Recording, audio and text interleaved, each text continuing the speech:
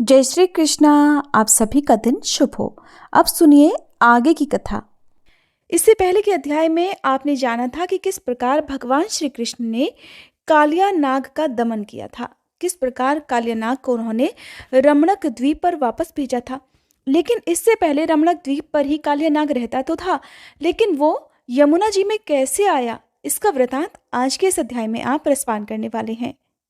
नारद जी ने पूछा, हे जगत गुरु, अपने पहले के उत्तम भवन को छोड़कर कालिया यमुना तट को क्यों चला गया था, इसका रहस्य भी मुझे बताइए। तब भगवान श्री नारायण ने कहा, हे नारद सुनो, मैं उस प्राचीन इतिहास का वर्णन कर रहा हूँ जिसे मैंने सूर्य ग्रहण के समय मलयाचल पर सुप्रभा नदी के पश्चिम किनारे श्री कृष्ण कथा के प्रसंग में अपने पिता धर्म के मुख से सुना था।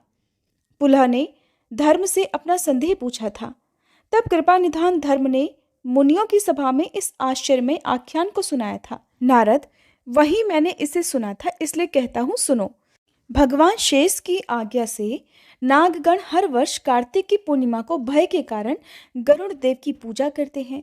पुष्प, धूप, दीप, नैवेद्य और तरह तरह की उपहार सामग्री अर्पित करके प्रसन्नता से उनकी पूजा आराधना करते हैं।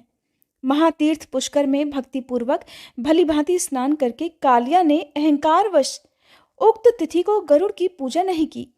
नागों द्वारा जो पूजा की सामग्री एकत्र की गई थी उसे कालिया नाग बलपूर्वक खाने को तत्पर हो गया। तब सभी नाग उस मदमत्त कालिया को रोकने लगे और उसे नीति की बात बताने लगे कि ऐसा करना उचित नहीं है। जब किसी भी तरह वे कालिया को रोकने में समर्थ नहीं हो सके, तब सहसा वहां पक्षीराज गरुड़ प्रकट हो गए। मुने, गरुड़ को आया देखकर नागगण कालिया के प्राणों की रक्षा करने के लिए जब तक सूर्योदय नहीं हुआ तब तक पूरी शक्ति लगाकर उनके साथ युद्ध करते रहे। अंत में पक्षीराज के तेज से उद्विग्न होकर वे सब के सब भाग खड़े हुए और सबके अभयदाता भगवान अनंत की शरण में पहुंच गए। नागों को भागते देखकर करुणा निधान कालिया वहां निशंक भाव से खड़ा रहा।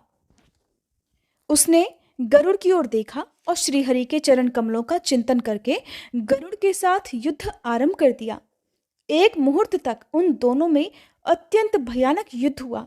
अंत में गरुड़ के तेज से नागराज कालिया को पराजित होना पड़ा। फिर तो वह भागा और यमुना जी के उसी कुंड में चला गया जहां सौभरी के श्राप से पक्षीराज गरुड़ कभी नहीं जा सकते थे। गरुड़ के भय से नाग वहीं रहने लगा। पीछे से उसके परिवार के बाकी सदस्य भी वहीं चले गए। नारद जी ने पूछा, भगवान, गरुड़ को सौभरी का श्राप कैसे प्राप्त हुआ? भगवान के वाहन होकर भी गरुड़ उस जगह पर क्यों नहीं जा सकते थे? तब भगवान नारायण बोले, उस कुंड में सौभरी मुनि 1 सहस्त्र दिव्य वर्षों तक तपस्या करके महासिद्ध होकर श्री कृष्ण के चरण कमलों का ध्यान करते थे। उन ध्यान परायण मुनि के समीप पक्षीराज गरुड़ यमुना जी के जल में और किनारे में भी अपने गणों के साथ प्रसन्नता पूर्वक निशंक विचरा करते थे। वे अपनी उत्कृष्ट इच्छा से प्रेरित होकर कभी पूंछ कभी पंख को ऊपर उठाकर मुनि के अगल बगल में उनकी बड़ी आनंद पूर्वक परिक्रमा करते हुए आते जाते थे। एक दिन उन्होंने परिवार सहित विशालकाय मीन को देखा।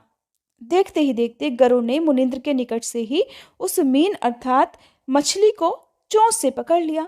मछली को मुंह में दबाए जाते हुए गरुड़ को मुनि ने बड़ी क्रोधपूर्ण दृष्टि से देखा।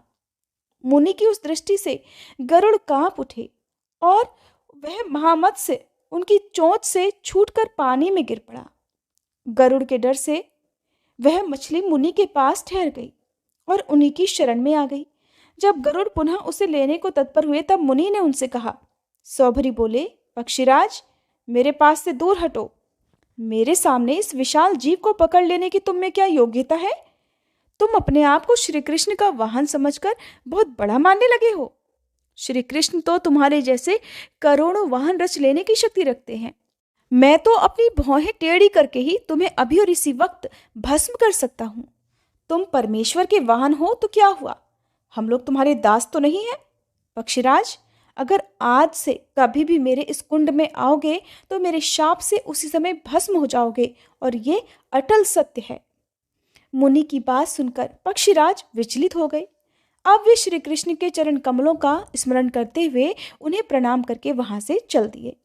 हे विप्रवर नारद, तब से अब तक सदा ही उस कुंड का नाम सुनने मात्र से पक्षीराज को कपकपी आ जाती है। ये इतिहास जो धर्म के मुख से सुना गया था, मैंने तुमसे कहा। अब जिसका प्रकरण चल रहा है, श्री कृष्ण के उस श्रवण सुखद रहस्य युक्त और मंगलमय लीला चरित्र को सुनो। श्री कृष्ण बहुत देर तक यमुना जल से ऊपर नहीं आए। ये देखकर ग्वाल बाल दुखी हो गए। अब वे डरकर और मोहवश यमुना जी के तट पर ही बैठकर रोने लगे। कुछ बालक तो शोक से व्याकुल होकर अपनी छाती पीटने लगे और कुछ तो श्री कृष्ण के बिना पृथ्वी पर लोट लोट कर मूर्छित हो गए। कितने ही बालक श्री कृष्ण के विरह से दुखी होकर कालिया दह में प्रवेश करने को ही तत्पर हो गए, अर्थात उस यमुना जी में कूदने को ही तत्पर हो गए। तब कुछ ग्वाल बालों ने उनको ऐसा करने से रोका। कोई कोई तो विलाप करके अपने प्राण देने को तत्पर हो गए और उनमें जो समझदार थे, ऐसे में कुछ बालक उन मरने वाले बालकों की बड़ी प्रयत्नपूर्वक रक्षा करने लगे। जो कोई अपने प्राण त्यागना चाहता था, उनको वो रोकने लगे। कोई हाय हाय कहकर रोने बिलखने लगे, कोई कृष्णा कृष्णा की रट लगाने लगे और कोई तो इस समाचार को बताने के लिए नंदराय जी के पास दौड़े चले गए। कुछ बालक वहां पर शोक, भय और मोह से व्याकुल होकर एक दूसरे से इस प्रकार कहने लगे कि अब हम क्या करें, हमारे श्री कृष्ण कहाँ चले गए। हे नंद नंदन, हे प्राणों से भी बढ़कर प्रियतम श्री कृष्ण, हे बंधो, हमें दर्शन दो, तुम्हारे बिना तो हमारे प्राण निकले जा रहे हैं। इसी बीच में कुछ बालक नंदराय जी के पास जा पहुंचे। वे बड़े चंचल थे और शोक से व्याकुल होकर रो रहे थे। उन्होंने जल्दी ही यशोदा जी को, उनके पास बैठे हुए बलराम जी को और अन्य गोपों और लाल कमल के समान नेत्रों वाली गोपांगनाओं को ये समाचार सुना दिया, जिसे सुनते ही वे सब के सब शोक से व्याकुल होकर दौड़ते हुए, नंगे पांव ही दौड़ते हुए यमुना तट पर जा पहुंचे और बालकों के साथ मिलकर वो भी रोने लगे। सारे ब्रजवासी एकत्र होकर रोते रोते शोक से मूर्छित हो गए। मैया यशोदा तो यमुना जी में प्रवेश ही करने लगी। ये देखकर कुछ लोगों ने उन्हें रोक लिया। गोप और गोपियां शोक से अपने ही अंगों को पीट पीट कर व्याकुल होने लगे। कुछ लोग विलाप करने लगे और कितने ही ब्रजवासी अपनी सुध-बुध खो बैठे। राधा जी भी यमुना जी के उस कुंड में घुसने लगी। ये देखकर कुछ स्त्रियों ने उन्हें दौड़कर रोक लिया। फिर तो वे शोक से मूर्छित हो गई और उस नदी के तट पर मरी हुई के समान पड़ गई। नंदराय जी अत्यंत विलाप करके बार बार मूर्छित होने लगे। कुछ होश आने पर वे फिर से रोते और फिर रो रो कर फिर से मूर्छित हो जाते। उस समय ज्ञानियों में श्रेष्ठ बलराम जी ने अत्यंत विलाप करते हुए नंद जी को, शोक से कातर हुई यशोदा को, गोपों और गोपांगनाओं को, अत्यंत मूर्छित राधिका को, रोते हुए सभी बालकों को और शोकग्रस्त हुई सभी गोप बालिकाओं को धीरज बंधाते हुए इस प्रकार समझाना आरंभ किया कि हे गोपों, हे गोपियों और बालकों, सब लोग मेरी बात सुनो। हे नंद बाबा, ज्ञान शिरोमणि गर्ग जी की बातों को याद करो, जो जगत का भार उठाने वाले शेष के भी आधारभूत हैं, संहारकारी शंकर जी के भी संहारक हैं और विधाता के भी विधाता हैं। उनकी इस भूतल पर भला किससे पराजय हो सकती है। श्री कृष्ण अणु से भी अणु और परम महान हैं। इनका कोई भी आदि, मध्य और अंत नहीं है। जब सारा ब्रह्मांड एकार्णव के जल में मगन हो जाता है, तब ये श्री कृष्ण जल में शयन करते हैं। उस समय इनकी नाभि से जो कमल पैदा होता है, उसी से ब्रह्मा जी का प्राकट्य होता है। जिन्हें एकार्णव के जल में भी भय नहीं है, उन्हीं परमेश्वर के लिए इस कालिया दह में विपत्ति की संभावना कितना महान अज्ञान है। पिताजी, अगर एक मच्छर सारे ब्रह्मांड को निगल जाने में समर्थ हो जाए, तो भी उन ब्रह्मांड नायक को वह सर्प कभी भी अपना शिकार नहीं बना सकता। ये मैंने परम उत्तम संपूर्ण आध्यात्मिक ज्ञान की बात कही है, और ये तो गूढ़ ज्ञान योगियों के लिए सार की वस्तु है। बलदेव जी की बात सुनकर और गर्ग जी के वचनों को याद करके फिर नंद जी ने शोक को त्याग दिया। फिर बाकी सभी लोगों का शोक भी जाता रहा।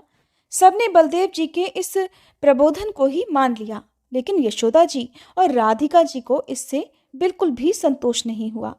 प्रियजन के विरह के विषय में मन किसी भी प्रकार के समझाने को मानता ही नहीं। जब तक कि प्रियजन का मिलन ना हो जाए, तब तक केवल समझाने बुझाने से मन को शांति मिल ही नहीं सकती। मुने, इसी समय ब्रजवासियों और समस्त गोप गोपियों ने श्री कृष्ण को जल से ऊपर की ओर उछलते देखा। इससे उनके हर्ष की कोई सीमा नहीं रही। वो सब प्रसन्न हो गए। उनका शरतकाल की पूर्णिमा के चंद्रमा की तरह परम मनोहर मुख और उनकी मंद मंद मुस्कान मन को बरबसी अपनी ओर खींचे लेती थी। पानी से निकलने पर भी वस्त्र उनके भीगे नहीं थे, शरीर भी गीला नहीं था। भाल देश में चंदन और नेत्रों में अंजन का श्रृंगार भी बिल्कुल वैसा ही था। समस्त आभूषणों से अलंकृत, सिर पर मोर मुकुट का पंख धारण किए हुए, अधरों में मुरली लगाए हुए अच्युत श्री कृष्ण ब्रह्म तेज से प्रकाशित हो रहे थे। अब तो यशोदा जी अपने लाला को देखते ही छाती से लगाकर मुस्कुरा उठी और उनके मुख को चूमने लगी। उस समय उनके नेत्र और मुख प्रसन्नता से खिल उठे। फिर नंद जी, बलराम जी और रोहिणी ने बारी बारी से श्याम सुंदर को बड़े हर्ष से अपने हृदय से लगाया। सब लोग एकटक होकर गोविंद के श्रीमुख का दर्शन करने लगे। प्रेम से अंधे हुए सभी ग्वाल बालों ने श्री कृष्ण का आलिंगन किया। गोपांगनाएं भी अपनी प्यासी आंखों के द्वारा उनके मुखचंद्र की मधुर सुधा का पान करने लगी। इतने में ही वहां पर सहसा वन के अंदर भाग को दावानल ने ढक लिया। उन सबके साथ गौओं का सारा समुदाय भी उस दावाग्नि से घिर गया। वन के अंदर चारों ओर पर्वत के समान आग की ऊंची ऊंची लपटें उठने लगी। ये देखकर सबने अपना नाश अब निकट ही समझा। उस अचानक आए संकट से सब डर गए। उस समय सारे ब्रजवासी, गोपीजन और ग्वाल बाल बड़े दुखी होकर भक्ति से सिर झुकाकर दोनों हाथ जोड़कर श्री कृष्ण की स्तुति करने लगे। ग्वाल बाल बोले, हे ब्राह्मण, हे मधुसूदन, आपने सभी आपत्तियों में जैसे हमारे कुल की रक्षा की है, उसी प्रकार अब आप हमें इस दावानल से भी बचाइए। हे जगतपते, आप ही हमारे इष्ट देवता हैं और आप ही हमारे कुल देवता। संसार की सृष्टि, पालन और संहार करने वाले भी आप ही हैं। अग्नि, वरुण, चंद्रमा, सूर्य, यम, कुबेर, वायु, ईशान आदि देवता, ब्रह्मा, शिव, शेष, धर्म, इंद्र, मुनीन्द्र, मनु, मानव, अन्य जो भी चराचर प्राणी हैं, वे सब के सब आपकी ही विभूतियां हैं। हे गोविंद, हमें अभय दीजिए और इस अग्नि का संहार कर दीजिए। हम आपकी शरण में हैं, हमारी रक्षा कीजिए। ऐसा कहकर वे सब लोग श्री कृष्ण के चरण कमलों का चिंतन करते हुए खड़े हो गए। श्री कृष्ण की अमृतमयी दृष्टि पड़ते ही वन के भीतर जल रहा दावानल भी दूर हो गया। अब तो वे सभी ग्वाल बाल मोद मगन होकर नाचने लगे। क्यों न हो, श्री कृष्ण के स्मरण मात्र से ही सारी विपत्तियां जो नष्ट हो जाती हैं। जो भी भक्त प्रातःकाल उठकर इस परम पुण्यमय स्तोत्र का पाठ करता है, उसे जन्म जन्म में कभी भी अग्नि से भय नहीं होता। शत्रुओं से घिर जाने पर, दावानल में आ जाने पर, भारी विपत्ति में पड़ने पर और प्राण संकट के समय इस स्तोत्र का पाठ करके मनुष्य सभी दुखों से मुक्त हो जाता है और इसमें संशय भी नहीं है। शत्रुओं की सेना क्षीण हो जाती है और वह मनुष्य युद्ध में सर्वत्र विजयी होता है। वह इस लोक में श्री हरि की भक्ति और अंत में उनके दास से सुख को अवश्य ही पा लेता है।